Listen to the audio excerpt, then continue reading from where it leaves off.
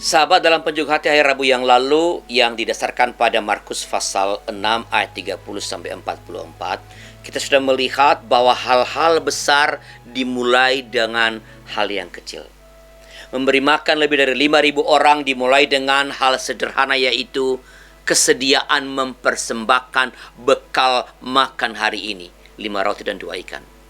Dan sungguh menakjubkan, dari hal yang kelihatannya sederhana itu, mujizat pun terjadi.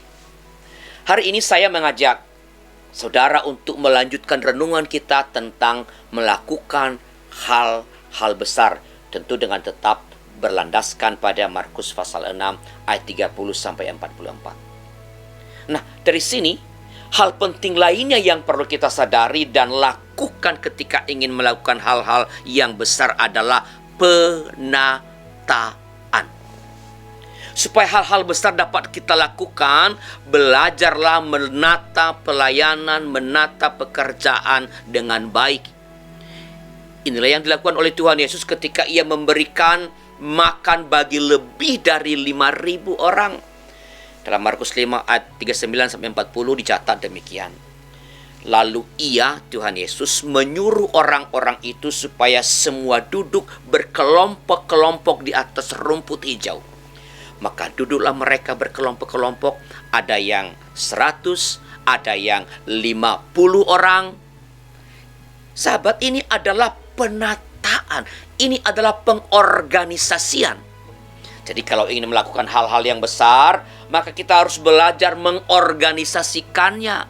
Jangan anti organisasi, jangan anti penataan, jangan anti tata kelola, jangan anti sistem seperti beberapa orang.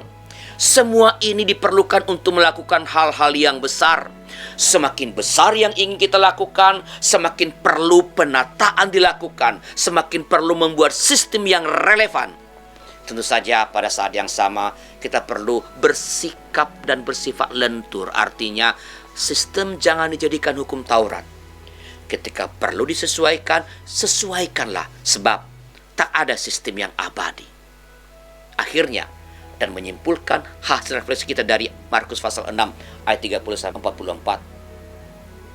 Bila ingin melakukan hal-hal besar, mulailah dengan mempersembahkan atau melakukan apapun yang dapat kau persembahkan atau lakukan, sekecil apapun itu. Lihat dan libatkanlah semua potensi yang ada di sekitarmu. Kembangkan tata kelola atau sistem yang relevan, maka hal-hal besar pun akan terjadi.